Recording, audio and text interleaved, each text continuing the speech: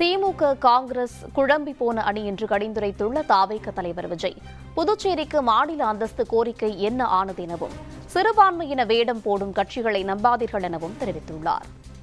இந்த காங்கிரஸும் பாஜகன்னு ரெண்டு கூட்டணி இருக்கீங்கல்ல, ரெண்டு கூட்டணியில இருக்க கட்சிங்க ஒன்றியத்திலையும் ஆட்சியில இருந்தவங்க தானே, இப்பவும் இருக்கிறவங்க தானே.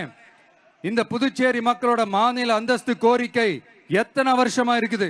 இந்த காங்கிரஸ் திமுக கூட்டணி இருக்கே, அதுல காங்கிரஸ் மட்டுமே 5-6 முறைக்கு மேல இங்க ஆட்சியில இருந்தாங்க.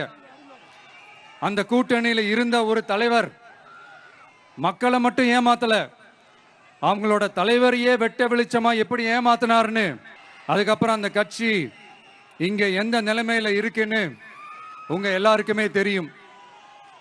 திமுகவும் 2-3 முறைக்கு மேல ஆட்சியில இருந்தாங்க. இப்போ ரெண்டும் கூட்டணி, பேருக்கு தான் கூட்டணி. ஆனா திமுகவும் காங்கிரசும் கூட்டணின்னு சொல்லிக்கிட்டே சில தொகுதிகளில் ஒருத்தரை எதிர்த்து நிற்கிறாங்க. தமிழ்நாட்டிலையும் திமுக காங்கிரஸ் குழப்ப அணியா தான் இருக்குது. சிறுபான்மை சகோதரர்கள் உள்ளிட்ட அனைத்து மக்களுக்கும் பாதுகாப்பு வேணும்.